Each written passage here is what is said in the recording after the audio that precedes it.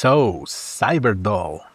Games on Sega consoles have always been a bit of a blind spot of mine, and looking for something I could choose as my next game, I knew it had to be Cyberdoll. Yes, I did see that one modular video and it really piqued my interest, and if you wandered into this 100 views a video neighborhood, you probably did too. Don't lie to me, I'm on to you.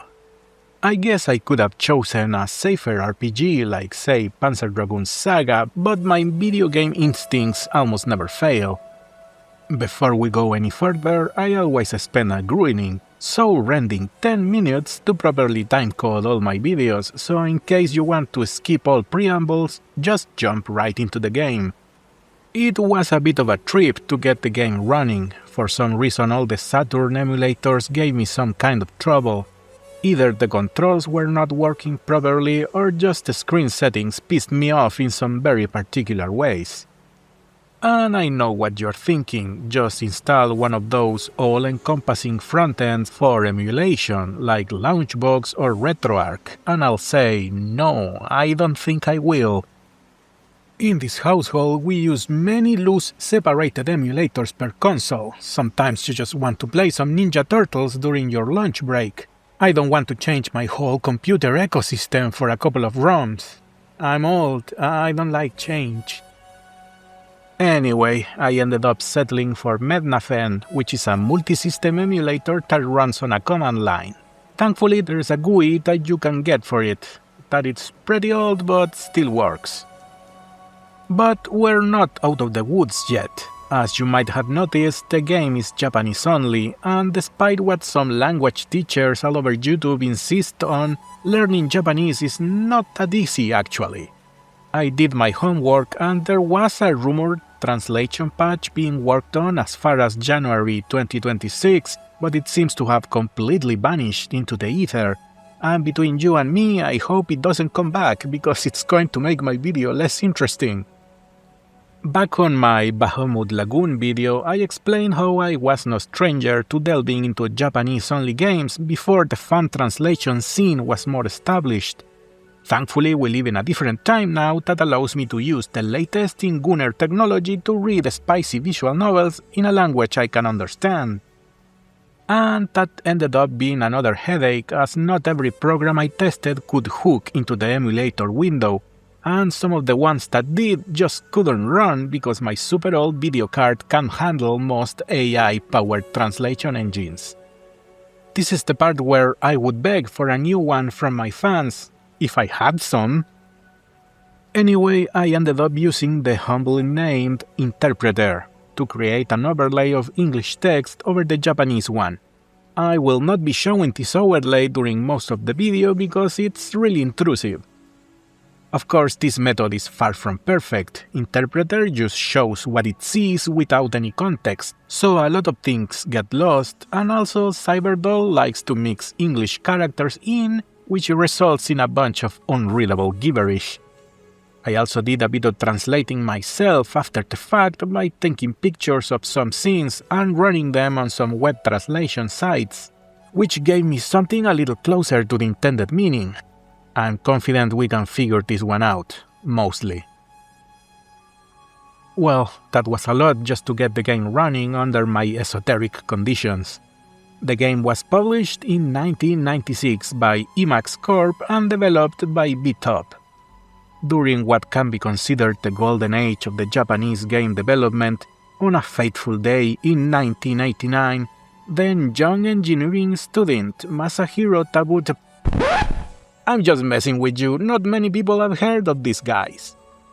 The only recognizable things in BitUp's small body of work are a bunch of SNK fighting game ports and an intriguing Virtual Boy game of all things. Okay, I'm being unnecessarily mean. Plenty of people from BitUp ended up moving on inside the industry and collaborated in other games. They certainly weren't short on talent.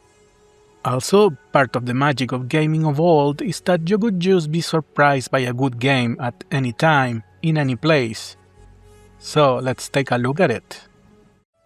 Now, I usually just comment on gameplay elements as I run into them during the playthrough, But I decided to make an exception here because maybe you are interested in trying this game for yourself and you only need a little push. Also, I'm boycotting the AAA industry by encouraging people to play older games. Well, the first thing that sets the game apart is the combat. It's close to a normal JRPG, but there's a bunch of quirks you have to take note of. Both you and most of the standard enemies have a total of 5 life bars corresponding to the head, body, both arms and legs. If the head or body are destroyed, you die. If any arm is destroyed, you can no longer use it, and that means losing access to half your weapons. And if the legs are destroyed, you can't move. Let's go down all the options of the combat menu. Attack will give you a list of all weapons you can use, and your fist as a last resort. Weapons that are not in range will be shown in red, and weapons out of ammo will be shown in yellow. S-arms are basically offensive items that are mostly debuffs for enemies. This is where a translation tool really shines because it would be nearly impossible to figure out the actual effects without it.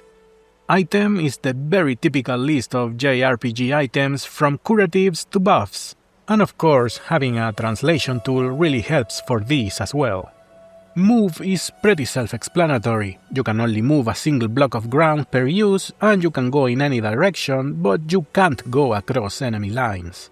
Movement is an important part of combat. If you see the lower part of the screen, you'll notice that the battlefield is pretty long, but you and your enemies have weapons that only work at a certain distance. For example, certain enemies can only attack in melee, so if you destroy the legs and move away, it's basically checkmate. Search is basically an inspect mechanic. If you don't do it, you won't be able to see enemy life bars. The bad thing is that it might make you lose your turn, but thankfully you only need to do this once per enemy. Give up? Well, it's for giving up. Remember how I said earlier that you can checkmate an enemy by destroying certain limbs? Well, that can also happen to you. Using this basically fast-tracks you to the load game screen. And finally, escape is for running away, but it only works if you are at the edge of the battlefield, so enemies might have a chance to shoot you before you can reach it. It's worth mentioning that you can only take a certain amount of actions per turn, but it's not really obvious how many. There is just not enough information on screen that I noticed. I can only speculate that it's tied to your and your enemy's speed stat. Now, that was the basics of combat, but we can't be done with this subject before we actually talk about guns. The first thing you need to know about them is range, and they chose to represent that with these icons. To put it in the most simple terms, a circle on the left means short range, on the middle medium range, and on the right long range. A little black circle means precision damage, it only hits a single spot. A big dark circle means it will hit every part one time, and the big hollow circle means it will hit random parts. If you get a good roll, you could potentially hit the same part several times with a single attack. That's why flamethrowers are my favorite weapon. It's worth noting that every hit is independent, so you could for example shotgun someone and hit every limb, but miss the head. Guns also need ammo, which can only be acquired at weapon stores. They are pretty cheap, but be sure that you are buying the correct kind for the guns that you're using. I just had like a dozen of each at a time and didn't have any problems. Reloading inside combat will cost you a turn, so it's better to be careful and do it via the weapons menu instead. Also, I'm sorry to say, but the game has a carry weight stat, so you can only have a limited amount of guns at a time. And it was a big part of why I didn't use heavy guns like rocket launchers for most of the game. And since we are inside a weapons shop, this is the only place where you can organize your arsenal. To store weapons, you have to select this option in red text. I mention this especially because it took me an embarrassing amount of time to figure it out. Item shops are pretty self-explanatory, there's nothing really I can add to them. But the third kind of shop is the repair pit. You see, another quirk of this game is that the only aspect of you that levels up is your expertise with guns. and you do that by using guns.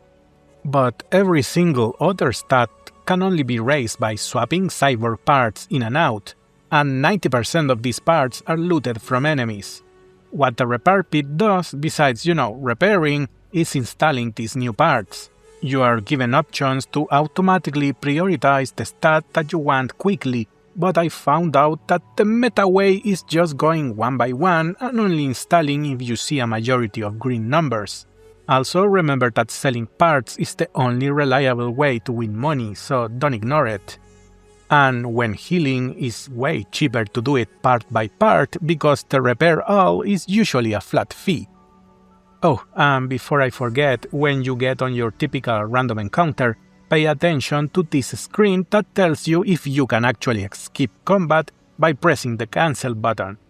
This is more speculation on my part, but I think this only happens once you reach a certain level of strength. By the end of the game, practically every random encounter was skippable.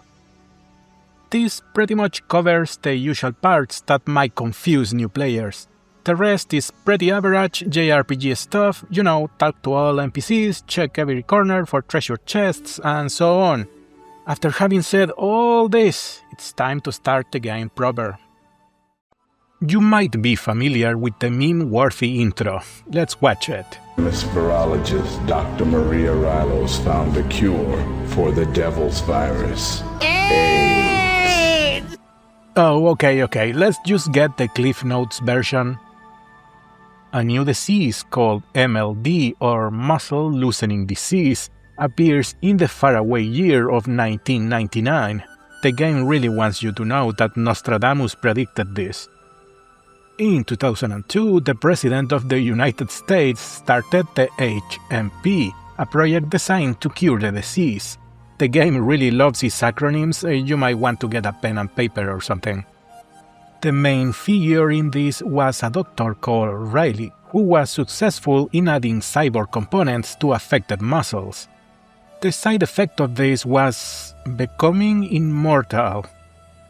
The president goes, "Nah, no immortality." This angers everyone so much he gets impeached. In 2004, the doctor got MLD and died. And then they used the doctor's brain to build a supercomputer called Maria that became the lead of the HMP. We jump all the way to the year 2034, where at least 40% of the population are cyborgs, and the disease has disappeared. The HMP project was terminated and Maria was reassigned to city management.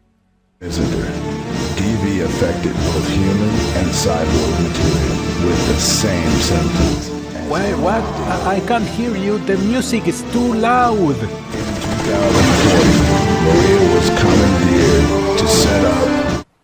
Okay, now, I ran the text through a translator and it seems the English voice is slightly wrong.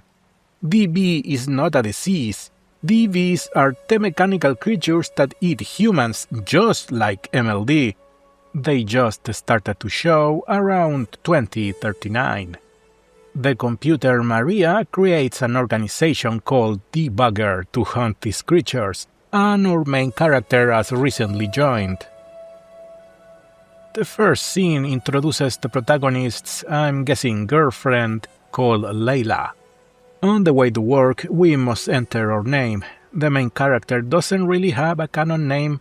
I managed to get my paws on some pages of the manual and he's just referred to as player. Pretty soon, we experience an involuntary flashback to our childhood where our sister figure, Marilyn, dies on a DV-related incident. But that is not all. The flashback is so strong it sends us 1 year into the past to our first mission for Debugger. This will serve as the introductory mission for the game. We have to find an informant and track down a serial killer that has been acting in this sector under the nickname Shade Killer.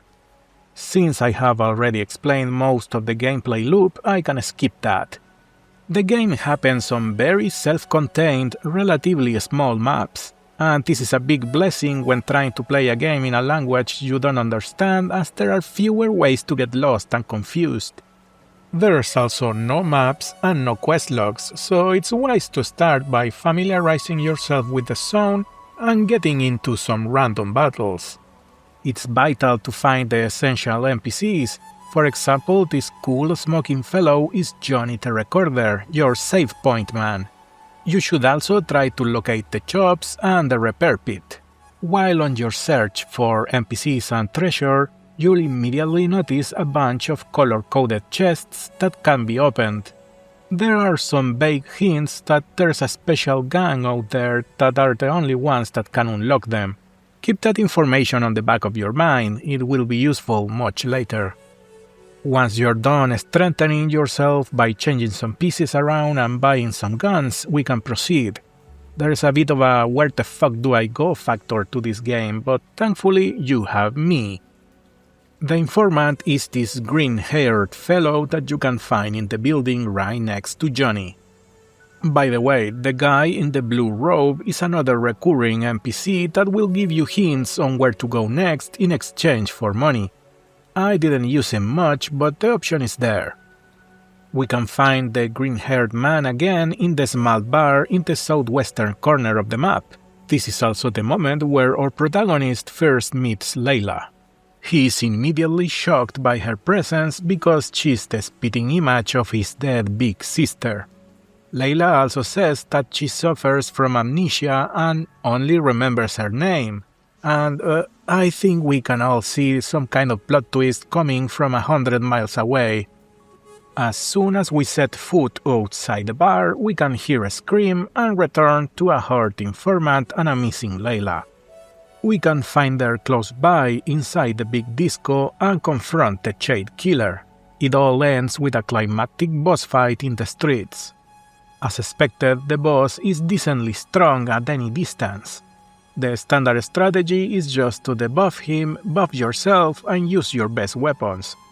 Still, you are probably going to learn that most boss battles are an endurance round because they have an inventory of high-quality healing items, and it's not rare for them to heal the full or even regrow lost limbs. Hopefully you got enough resources and strengthened yourself enough to survive. The difficulty spike took me a bit by surprise, so don't feel bad if you need an extra round of grinding for money and parts.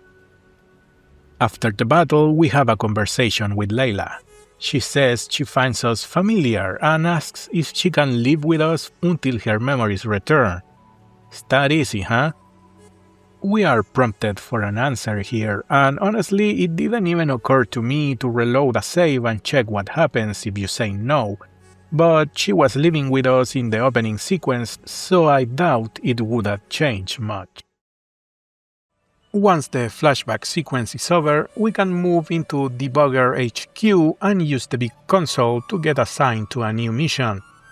This is the normal loop of the game. Go to the HQ, get your items and equipment in order, read the new mission parameters and teleport to the site. Repeat until the game is pretty much over. This time we are sent downtown, where we have to track down the production of a new drug called brain sugar. And listen, I love Interpreter, I owe them a beer and a basket of flowers, but for some reason the mission descriptions always come out as complete nonsense gibberish.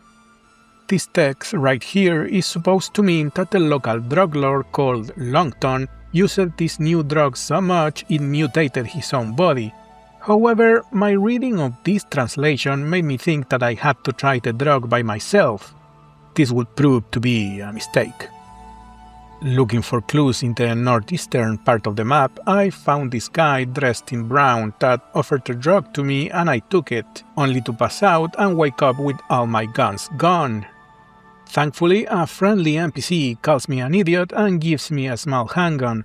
I'm pretty sure there is a lesson in here somewhere. I have no idea if this is a required event to continue, but I decided to tough it out and keep playing instead of reloading. The big house in the northwestern part of town has some stairs going down that will lead you into the lower area. And by taking the road to the east, we'll find our little thief that will give everything back without a fight. When we take the road north and a little to the east, we can find a small house with stairs going down. By this point I was already pretty beaten down by random encounters and I should have come back for resupply and repairs, but decided to go forward. This is the first honest-to-God dungeon in the game. Nothing wildly special about it other than with the lack of a map and the high encounter rate I really found it difficult to navigate at first. Also, strangely enough, the architect of this place puts an exit sign over every single door, which added to my confusion. I don't mind a little corner cutting myself, but this was really affecting how I played. In here you'll also see some original enemy types, like this one that needs to have its arms destroyed before it can be killed. It doesn't take long before we reach a good old invincible boss fight. I wish I had known beforehand so I didn't waste so many restorative items. I got absolutely wrecked and my legless, armless body was teleported somewhere else. Immediately after, the game makes you fight two henchmen in frankly unfair conditions. I won the fight but lost my right arm in the process. Note that by this point I had not learned the trick to skip fights yet, so the trip to the repair pit and the save station was slow and painful. One thing that I didn't realize at first was that there's also an item vendor and a weapon vendor inside the dungeon pretty close by. This means that I defeated the boss with almost no healing items and low on ammo, but it all worked out in the end. The drug trafficking was stopped and I also saved a kid I didn't even know was in danger. With the mission now over, we'll get teleported back home to a small scene with Layla. Back in HQ, do the usual and teleport to the next mission. Apparently there's another serial killer roaming the Pleasure District. The game will reuse maps constantly, which might be boring to some, but I would be lying if I said I wasn't a bit relieved I didn't have to learn a new city layout every single mission. To progress here, we'll need to find the crazy man in green in several locations. First in front of the repair pit, and then in the bar where you met Layla while talking to another NPC. Finally, return to the disco where the previous fight with the Shade Killer happened. We have arrived late as everyone inside is dead, but we confront him again on the street and we see it's the exact same guy. The dialogue hints at him being resurrected by a third party, but there are not many more details about it. The boss fight shouldn't be too much trouble as long as you don't take too many risks and favor defense. Also, be patient because he has a lot of heals and even limb regeneration. After the boss is gone, we'll be teleported back for another small scene with Layla.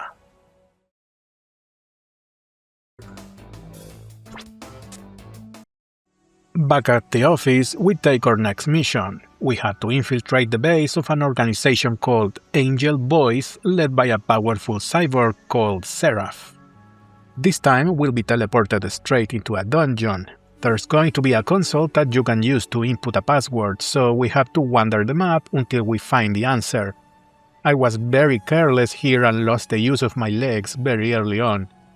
Looking back at my recording, it did take me a long while to input the password, but that's because I'm not familiar with a Saturn controller. A little more beyond the door, we'll reach the base proper and have a fight with this female NPC. After defeating her, she will keep showing up, taunting us as we advance, setting us up for other fights and things like that. Eventually, she'll let us go to a repair room with access to item and weapon stores. Once we are ready, she will take us before the Seraph, only to get destroyed by him. The protagonist recognizes him as Strosek, a former mentor of sorts. He admits to being the one that revived the Shade Killer. Strosek is kind of the anime stereotype of a proud warrior obsessed with the hero. And then the boss fight happens, and I don't know if I skipped one too many fights or this is a big difficulty spike, but I got humbled really bad, losing several times in a row. He will start the fight by destroying our legs and forcing this to be a mid-range fight. This is a scripted event that cannot be avoided. He is strong enough to destroy any part in 2 turns, which means you're one unlucky streak away from a game over. To add to this, I was also missing every other shot. So I felt forced to grind my pinpoint shooting to increase my hit chance and grabbing better upgrade parts along the way. I finally went for another rematch with these stats. Most debuffing items only work at close range, so I just went for an all-out attack, focusing on his gun. He does have a single limb reconstruction item, but if you keep persisting, he'll be rendered completely useless. Then, as revenge for my humiliation, I slowly killed him with the submachine gun, leveling a couple of times for that weapon type in the process. With the battle over, the protagonist doesn't want to kill his former comrade, but he exploits this hesitation and escapes. We wake up in Debugger HQ, and I didn't pick up this from the in-game translator at first, but the voice says that normally they leave operatives to die, but we were given a second chance due to our past achievements. This would have worked to set up that these Debugger fellows are a bit suspicious too bad I missed it. In our next mission, we have to track down Strosek that has gone into hiding, and we might have to find an underground informant to locate him. There are also Angel Boys assassins looking for us as well. We'll port in the downtown map and start our search. Most of the citizens are very upset that there's not as many drugs anymore. To advance this quest, we need to do the same we did last time and get to the lower floors, but this time we have to go further to the northeast and talk with the guy blocking the way. We'll have to fight to get through, but it's just a normal encounter, nothing difficult. This mini area is called the slums. We check out one of the huts to find the informant. I was a bit pissed he asked for money, but at least you'll get a gun as well. The informant says that Strosek had already passed through there and bought a new weapon. Another important detail is that apparently Strosek cannot fight at close range due to injuries he suffered in combat. The hero laments that he got this injury because he was protecting him. This is a nice bit of lore and character that I missed during my first time playing. As we walk out of the hut, we'll be ambushed by assassins, but it's just a couple of normal guys, so the battle was nothing special. When defeated, they say they have information on the microchips in their brains.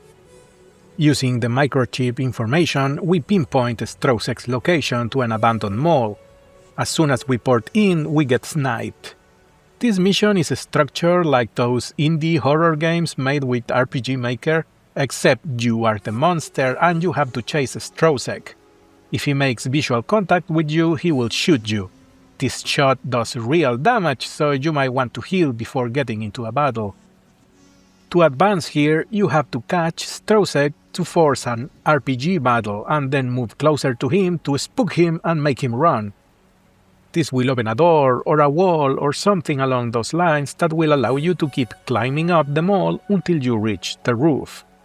This is the only part of the level with random battles, and at the end we will have our climactic final duel with Strosek. Sadly, it's pretty much the same encounter again, including the part where he destroys your legs and nothing can be done about it. If you could beat him the first time, you shouldn't have problems here. After the fight, you'll be given a choice to kill him or spare him. It doesn't make too much of a difference as he dies anyway, but if you spare him, you'll get his assault rifle, which is strong enough to last a very long time. Our hero is pretty upset about this, but things are about to get way worse. The scene cuts back to the house where a cyborg is talking to Layla. The dialogue makes it obvious that she was some kind of artificial construct meant to serve as a spy or something similar. Layla seems to go against her programming and wants to just live a normal, peaceful life. This makes the cyborg receive orders from his master, and then he kills her. Our hero arrives at the scene to hear Layla's final words. She confesses to never having had amnesia and how she started to catch feelings, but then decides to be the vague posting queen and not explain what her purpose was and who sent her. The protagonist then has a justified crash out and attempts to quit Debugger, but the system will not allow it. He then tries to forcefully cut the connection with HQ, which triggers a base-wide alarm. We cut to the Pleasure District where we get told by an NPC to take it easy, and then we are left to wander without a clear purpose. Before advancing, I went to do the usual shopping, and it was here where I realized something that I really don't like. Every time the main quest advances to a certain point, the item selection in stores changes and the prices rise, but there is no chance to buy the weaker, cheaper items. I guess the developers realized that the cheaper items were way too effective, and the newer, more expensive items help keep the player very wary of their finances. I don't really like this solution. It could have been solved better with a bit more balancing in numbers. Anyway, to advance here we have to find specific spots that trigger memories of Layla. First, go back to the bar where you first met her and talk to the bartender to make her vision appear. Next, talk to the girl in front of the big neon advertisement. After that, go inside the club, and when we walk outside, a final vision of Layla will show up. The trauma session will be interrupted with a scream. It seems there's a DB on the loose. The hero picks himself up and continues his hunt so that Marilyn and Layla can rest in peace. There is going to be a fight, but it's not an issue, just a normal enemy that is easily dispatched. When that is over, Debugger HQ will reestablish connection and tell us to return for a new mission, like nothing ever happened. For the next mission, we need to recover a prototype part stolen by a type of thief called a diver. The name is Ciaro, Giaro, Giaro? I'm not sure, 3 different translators can't seem to agree. This is a very where the fuck do I go kind of mission, but it ended up having a positive outcome because this NPC here gave me my first hint ever for the Neverland gang. You know, the gang that can open the colored treasure chests. Turns out the gang is called like that because it's made up of children. You can find one of them in the southwestern corner of the map, and after a bit of dialogue you will get the blue keycard for the blue chests. I, however, got extremely worried as the dialogue implied that he was the second member, and the last one remaining was the one with the yellow card, which means that the red card might be gone forever. Since the game likes to recycle maps, I held a little hope that I could still find it, but that never happened. Anyway, around 40 minutes later, I finally got the mission to advance. You have to go to the second floor in the big building at the southeast and find this little group of NPCs. The guy in the green helmet is bragging about his new equipment. We interrogate him to get the location of a salesman that deals with divers. Then we go to the slums parts of the map like we did last time. This new informant is going to charge 10,000 for the info. I have no idea if there's a way to keep going without paying, but by that point I was really tired, so I just gave him the money. To trigger the next scene, we need to check this little room and then exit. We'll be ambushed by normal enemies pretending to be bosses, and when we exit the big building, we will run into a young man and another fight. And now we have to return to the tiny room to find this new character. He denies any involvement and pretends to not know anything, so he sends us all the way back to the slums on the opposite side of the map. The man in the slums will charge us money again. Apparently our thief did not sell the prototype to his client and is now being hunted by underworld agents. On our way back, we'll lose control and have to watch a scene. The young man, of course, was Ciaro. He kept the parts and wanted to sell them to another buyer, betraying his original contract, but he got beat up and the parts stolen. When we confront him, he finally confesses to everything, but goes all bake-post king about who the original client was. The cyborg that stole the parts from him comes back. He installed the prototype on himself and came to test them on Ciaro, and now we have to fight him. This is another normal enemy fight, but the only thing different is that I think this is the first time where you can get affected by damage over time effects. Most major enemies from now on will use similar effects, so it's best to get used to it now. When the battle ends, we recover all the stolen parts, but Seattle has vanished. After porting out, we get a scene with a mysterious voice and what looks like a floating brain. The dialogue hints that a new creature is being made, only to live for battle.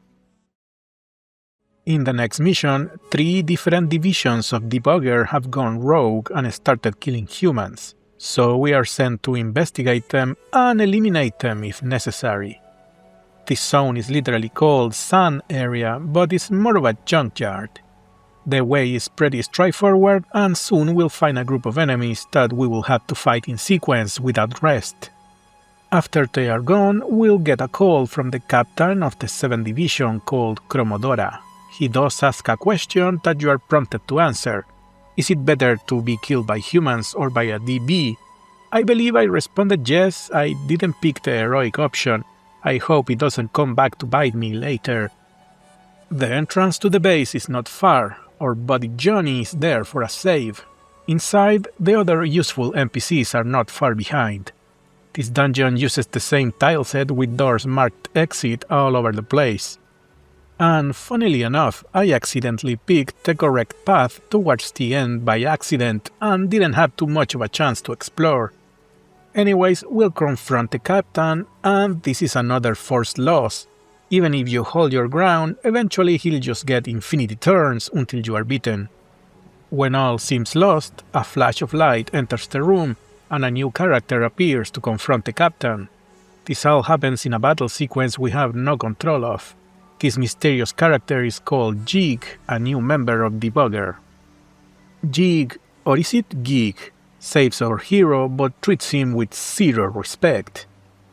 Back at the base, when inspecting the mission console, we'll get a summary that explains that the power difference was due to the captain having an illegal modification and that if we want to fight targets of that level, we need a power boost. To that end, the next mission will be at the bioweapons lab. Sadly, things are not that clean and simple, because the report for the next mission says that all contact with the laboratory has been cut off, and it seems to be a DV-related incident. As soon as we arrive, the teleporter blows up, the lights are cut, and all scientists seem to be dead. This whole mission is very survival horror coded, and it's probably one of my favorites. We speak to a dying scientist, and yeah, this is pretty Resident Evil. We are talking of, oh, we created this unstoppable creature made from crazy murderous cannibals, how could it turn at us? Type of deal here. The rule in this place is that you have to check all the data logs on computer consoles all around the dungeon. And on the way, we are going to get attacked several times by the evolved creature called Greed.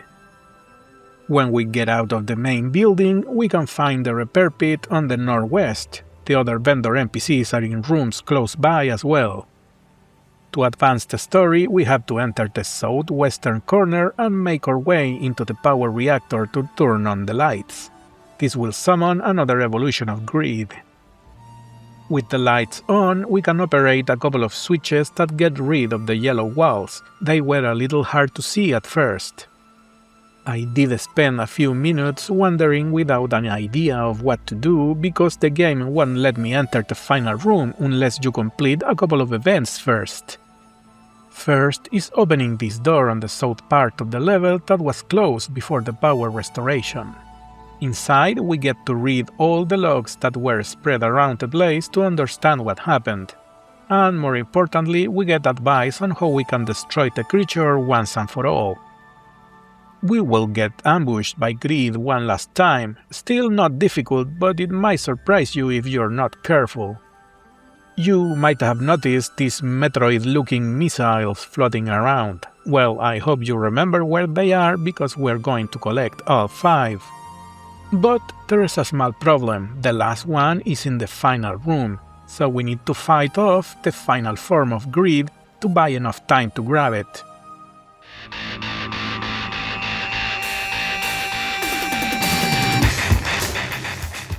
The boss music is pretty cool. It kinda has a Men in Black cartoon kind of vibe.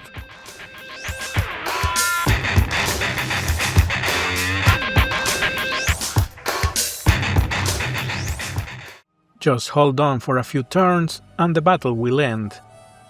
We grab the last missile via cutscene and the final showdown begins. To defeat Greed, we need to fire the missiles in order using the S-arms command, and we need to be as close as possible to him to do it. Thankfully, the item descriptions show the order pretty clearly, so we can't really mess up. Once we shoot the 5 missiles, we still need to put him down normally. After it's finally over, we'll teleport back to HQ. Before regaining control, we'll see another scene with Gig talking to a mystery voice, and there's another brain in a jar, but looking at it again, it might be a fetus, so new character coming soon, I guess. It's time to get back to the office for the next assignment. A helicopter containing a new weapon has crashed and we are sent to retrieve it. There is also an update about the pieces we got from the monster in the past mission, and I'm not gonna lie, I probably sold them without knowing. Anyways, this mission happens in a different Junkyard map during a cool looking sandstorm. This map is a little different, because so far all dungeons are made of small interconnected rooms, but this is just a big ass map with a bunch of walls in it. This means that we just have to wander around trying to avoid all the dead ends. And after looping around for a while, we'll finally reach a group of NPCs. You do get asked another yes or no question, but it seems the battle cannot be avoided. Not too far from that point, we'll find our friend Johnny and stairs to some kind of underground bunker. Once inside, and seemingly at random, we'll be attacked and ambushed by a mid-boss. We'll recover the lost weapon, but we can't teleport from inside the bunker, so it's time to get out and try to make it to our starting point. I misunderstood the message at first, so I wasted tons of time inside the bunker. There are doors that are impossible to open there now, but don't worry, we'll return to this map later. Once we backtracked enough, we'll be attacked by the 2 surviving NPCs from earlier and the mid-boss again. He does have full regen items, so be careful. By this point I was able to carry rocket launchers, even if it can be rare to get a chance to use them. I was having quite a bit of fun until this guy pulled a full regeneration. After that is done, we need to keep walking back until we reach our destination and port out. We'll see a scene with Gig fighting with the mystery boys. He seems to be becoming more and more rebellious, and grabbed whatever creature was being grown in the vat and tossed it around somewhere. This time, our protagonist is visited by a generic NPC who claims to be a member of Angel Boys. He claims that part of the organization is about to strike the city with a bomb attack. He also asks the protagonist to take over as the leader of Angel Boys. He explains that Strosek was working towards unveiling a terrible secret within the Debugger organization. That secret never gets mentioned because, you know, bake posting king. The conversation is interrupted by an emergency broadcast from HQ. As soon as the hero leaves to deal with the bombs, this NPC gets destroyed by someone off-screen. This new mission is timed. We have 25 minutes to defuse 25 bombs. The timer is pretty forgiving as it will stop during combat and conversations and buying stuff. Now, the real twist of the mission is this. There are 3 different types of bombs. The first one is carried by suicide bombers. To disarm them, you have to talk to them so they fight you, and when you kill them, the bomb is neutralized. But, and this is important, you can't destroy the head. If you do it, the bomb will go off and it's an instant game over. For this reason, it's better not to use random point hit weapons like flamethrowers. Don't ask me how I know. But how do you know who is a bomber and who's not? That's the neat thing, you don't. You have to talk with every single NPC in the map just to check. The second type of bomb cannot be seen by the naked eye. You have to use a sound radar. This will activate automatically when near a bomb. Just listen to the beeping sound and move in a direction that makes the beeping stronger, and then press the accept button to retrieve the bomb.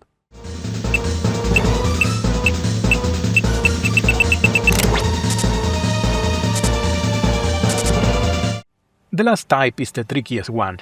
Thankfully, there's only 3 of them. There are NPCs that give you a vague hint of where the bomb is. First, the girl outside this building will tell you to check the computer on the 2nd floor.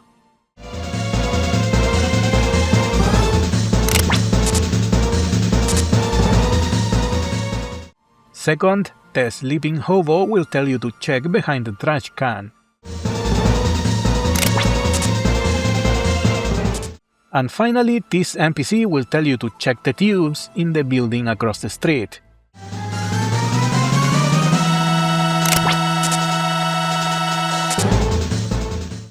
It doesn't really matter in what order you do this. Once all 25 bombs are gone, you'll get a call asking for one last bomb. It's worth noting that the timer won't stop until you get this last bomb, so hopefully you have some time to spare. Don't ask me how I know. The last objective is on the TV inside one of the buildings to the south, the one with the kid outside.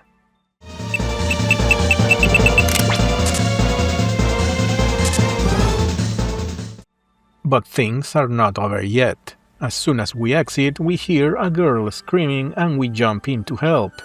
In the next fight, the girl will join our side but retreat soon. I almost got my hopes up of controlling 2 characters at the same time, but it was not meant to be. The boss here is actually a bit stronger than I suspected, so be careful or we could lose all that work tracking bombs. I guess I neglected to mention that during this mission we are not allowed to save. After that's done, the protagonist will instantly see the resemblance with Layla. The girl calls herself Monica, and wouldn't you know it, she also has a memory problem. As she turns to leave, our hero stops her. He opens up about his own difficult childhood and decides to take Monica under his care. Surely a very good idea that won't backfire on us or cause any tragedies ever. The dialogue makes it sound like a more father-daughter relationship, as Monica does sound like she's very young. I would hate to call Cyberpunk Chris Hansen on the protagonist at this stage. The protagonist arrives back home but finds no trace of the Angel Boys agent that was killed in the previous chapter. After leaving Monica in the "everybody I know gets killed in here" room, we go back to the office for another mission. I'm pretty sure I evaporated the water source of 3 poor African villages using different AIs to translate the mission description, but it still sounds a bit incoherent. We are going back to the Pleasure District to meet with a scientist and get inside a factory. There is also dark visitors involved somehow. Before we do anything, we have to go to the southeastern corner of town to find the 3rd Neverland member, semi-hidden behind a building. We can now open the yellow chests. I'm a bit distressed that I never found the red card, and I'm hoping there are no negative consequences for it. Also, there has been another inventory change and price increase on items, leaving me really poor. To proceed, let's try to enter the bar on the northeastern corner of the map. We'll see the scientist Dr. Gandini being surrounded by bad guys. They want to kidnap him and take him to someone named Farina. We have to fight, but at the end the doctor will be taken anyway. Debugger HQ will send a small brief on Lady Farina, a powerful underground boss that trades weapons at parts, and might be researching DB technology. HQ will teleport us to Farina's hideout next. This zone features a couple of new enemy types we haven't seen yet, but by this point of the game, I was kinda reaching the almost invincible state you usually get when nearing the end of an RPG. As usual, check every room and every corner for treasure and the usual utility NPCs. But once again, I accidentally ran into the doctor before I was done exploring. I assume the red-haired NPC is Farina. It's revealed that she was the original client that Ciaro betrayed a few missions ago, and then runs away claiming we will be used to test something. The doctor explains that she plans to create new creatures more powerful than DBs. That's totally not going to backfire again. When we try to escape, it seems the base is full of enemies, so we are given a choice if we should try to reach an old teleporter in the back room. I chose yes, but instead of following the doctor, I went to the door to the north, and thankfully the item salesman was in there. And just to test, I tried to get through the door that we didn't want to use during the previous cutscene, and you can use it just fine, so I took the chance to explore a bit more and use the save station. When it's time to advance, follow the doctor into the teleporter room. While he fixes it, we have to fight off several waves of enemies without any rest. What's up with that crucified cyborg guy? Very derivative of Megami Tensei, if you ask me. After the 5th wave is dead, we'll face one of the new manufactured mutant things. It's pretty strong and has passive regeneration every turn, plus a very funky theme song.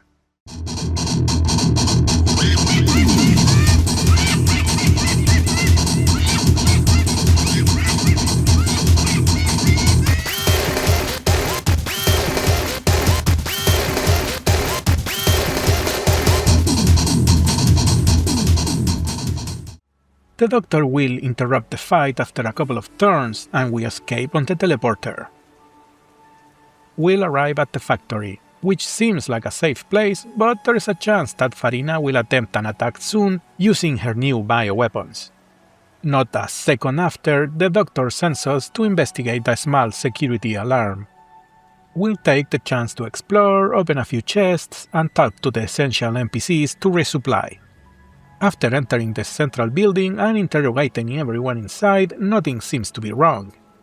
We return to the doctor, who calls the management center but receives no response, so we are sent back there again to double check, and we arrive to see everyone dying. Apparently there is a monster looking to get into the power reactor. Entering the building will also activate random encounters in the whole map. We talk to all the people dying to get some info and then return to the doctor. If the monster makes his way to the reactor, we are looking at a nuclear-level explosion. He'll give you some parts and the password to open the way. To get to the door we want, take the road to the southwestern corner of the map. Just like last time, passwords in the game are entered by using the buttons on a Saturn controller to spell words. It took a bit of practice to get familiar with it. But we are not done with passwords. The gimmick of this dungeon is that there are 4 consoles that need a password, but there won't be a direct hint. This is one of the things I was fearing, some kind of gimmick or minigame that would prevent me from advancing. But thankfully I managed to figure the little minigame out. You're basically supposed to brute force your way, with your only guide being the P number and the E number. The number next to the letter P is a count of how many characters you got correct, but it won't specify which ones. And something that I didn't understand at first is that the E number will tell you how many characters belong in the password, but are in the incorrect position. Using that information and trying over and over should let you arrive at the correct answer eventually. Now, I have no idea if the passwords are fixed or if they are randomly generated every time, but I am just going to post all the solutions just in case. Besides the password consoles, there are a couple of tricky conveyor belt sections, but I'm confident you can figure those ones out by yourself. I'm very thankful that I could pretty much ignore every single random encounter, because there was a lot of back and forth before I reached the reactor and the final boss.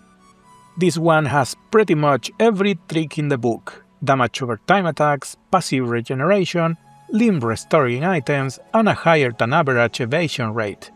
When it finally goes down, we will return to the doctor.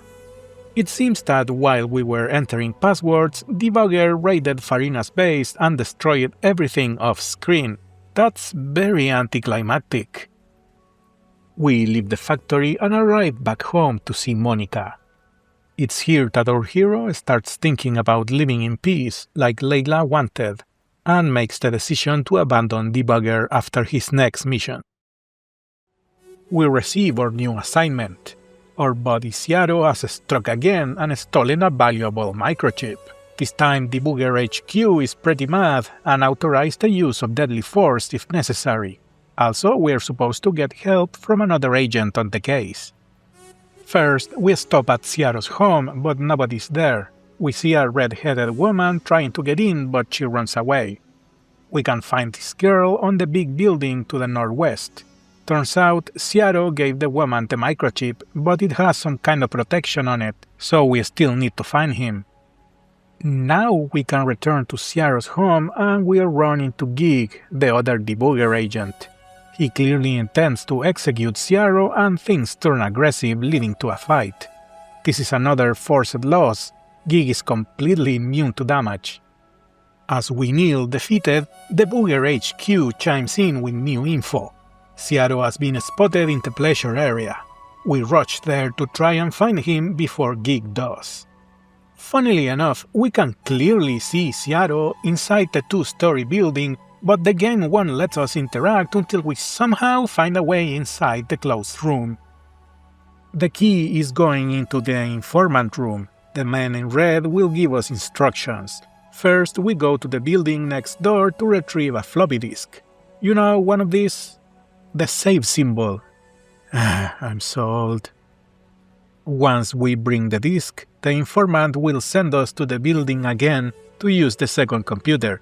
This will give us 3 passwords that we should probably write down somewhere.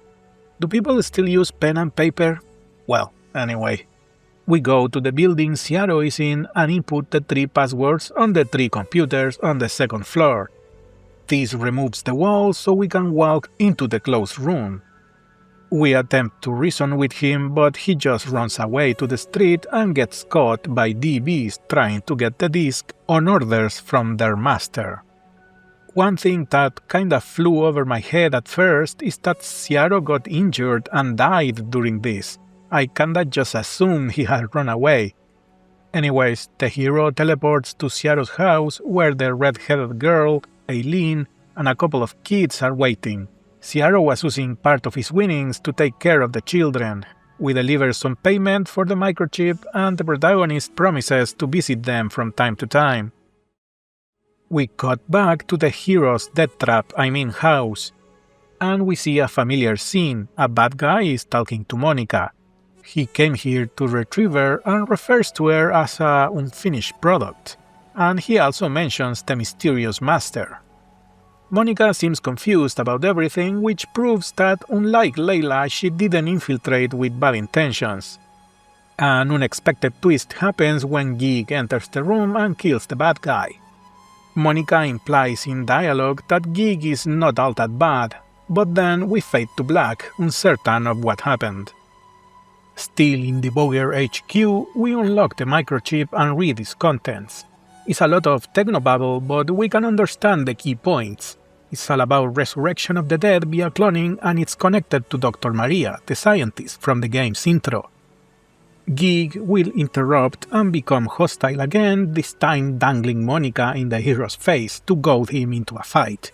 They also drop a couple of gay jokes in their dialogue, which completely caught me off guard. If you wanna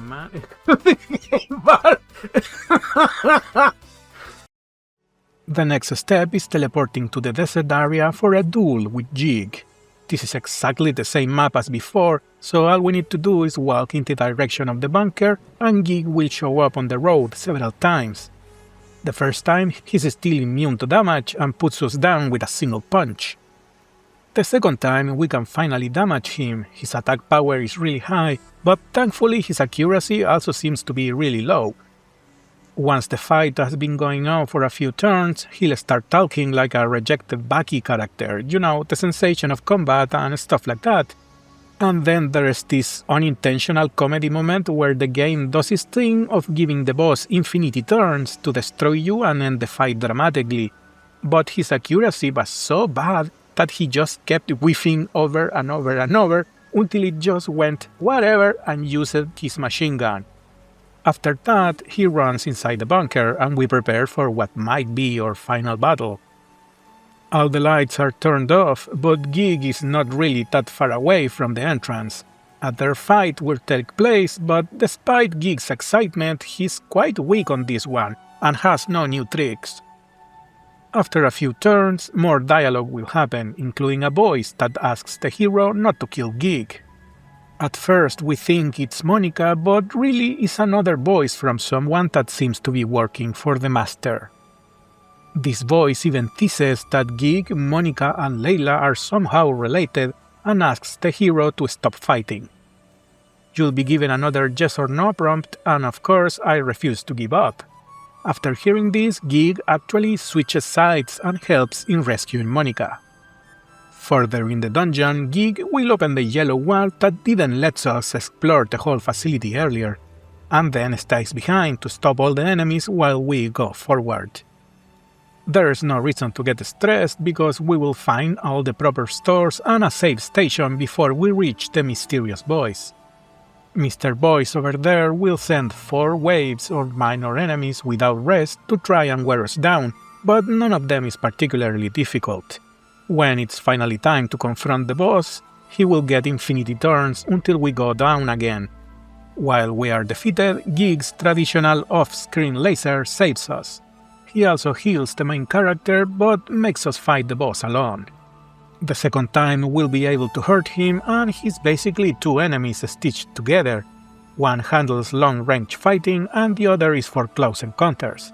I decided to stay close and do my usual routine, and when the skinny brother dies, the other one just keeps missing, so the boss ended up being kind of a joke. Still cool design and music. With the twins gone, Gig challenges the hero one last time, but the battle is cut short as Gig reveals that he has regained his memories. He then spends a lot of time explaining the whole plot and tells us he's our father. What? To put it shortly, Gig's explanation is pretty much the story from the intro, with the exception that the scientist and the president were married and had a son. The president opposed mechanization and the pursuit of immortality, so he hid the son away. When the scientist died and became a supercomputer, she was still obsessed with finding her son, and also created the Dark Visitors. Now this leaves me with a bunch of questions like, are the people immortal? What purpose do the DBs have? Why does the computer want the son for? I know there's still a bit left of the game, but it's hard to say if the writing is lacking a little or it's just the language barrier preventing me from getting the whole story. Anyways, the protagonist just runs away from the scene in a panic. It almost seems like there's a missing scene here, because our hero regains his determination off-screen and visits all 3 essential shopkeepers as a way to prepare for the final dungeon. All 3 NPCs have a bit of extra encouraging dialogue which made me smile. Players are bound to get at least a little attached to helpful NPCs, so giving them a bit of extra personality can go a long way. I'm a bit surprised it's not made more often, like on Elden Ring for example. Allow me to call you this just once before it ends. My lord.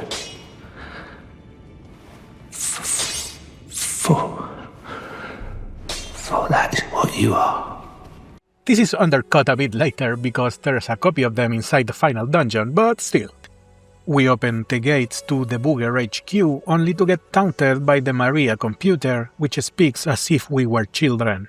She'll leave a couple of mini-bosses, but it's not that big of a deal. I was strong enough to opt out of pretty much every random encounter. The save station and the essential vendors are still in the same place as always. The mission console is a little creepy at the moment. You can grind a bit here for money and parts if you feel like you need to. You can find the path towards the end by taking the door to the east. I took it slow, trying to not miss anything. When we get close to the end, Maria sends a nasty surprise. A resurrected Layla appears before us, making the hero even more troubled. Under orders from Maria, there's a fight. She is with another random mob and is decently durable. Also, every time we damage her, she will scream in pain, adding to the hero's psychological torture. After she is destroyed and we endure a little more of Maria's condescending dialogue, we press forward. The main computer is only a few screens away and soon we'll be standing against the final boss.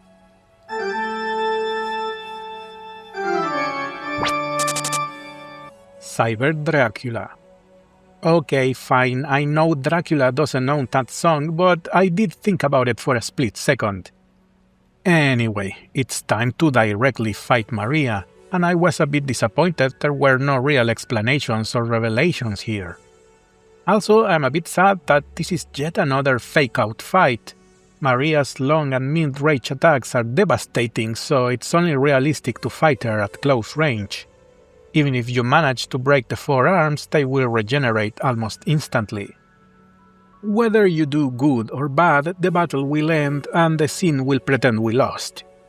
Maria dangles Monica in front of us and the hero is about to give up, but the Gig beam appears on screen once again. Gig buys some time so that the protagonist can rescue Monica, while complaining about having to play the parent role. The hero convinces Monica to run away, and then father and son team up for the final battle. And it's another fake fight.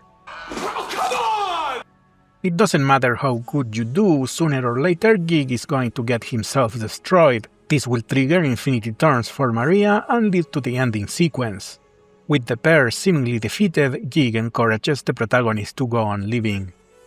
In a glorious, low-resolution, pixelated mid-90s CG sequence, we see Gig landing a final attack on Maria, and a hurt hero limping away.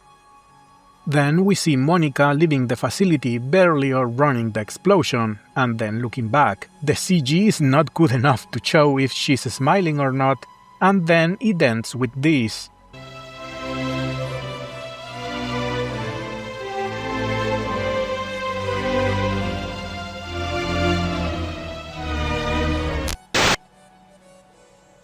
The scene will cut directly to the credits, and hold on.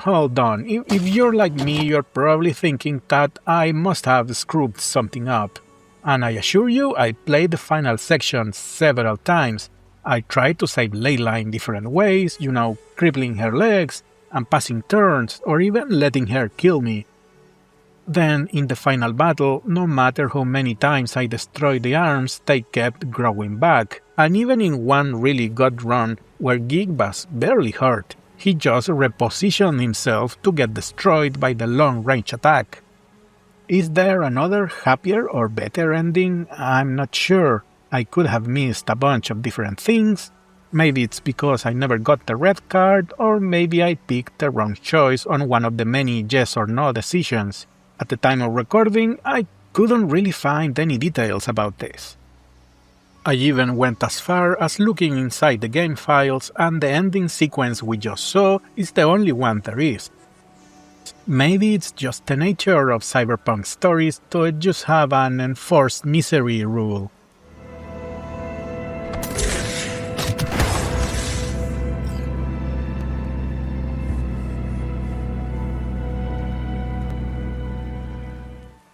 And that's it. Cyberdoll is over. Even with its faults, I really enjoyed it.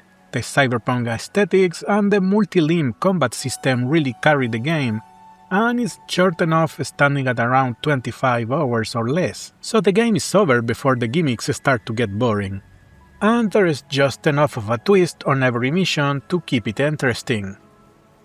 It brought the feeling of a pre-internet era where you just would get pleasantly surprised by a random game you've never heard of, and the nostalgic feelings of the transition from 16 to 32 bits from the mid to late 90s. This one took me a bit longer than usual because I was a bit paranoid about getting translations wrong. I hope I got at least 80% right. Do all the YouTube things, maybe throw a sub or a comment or a like. The YouTube AI keeps forcing me to ask. I'm going to pick something shorter next time. See you around.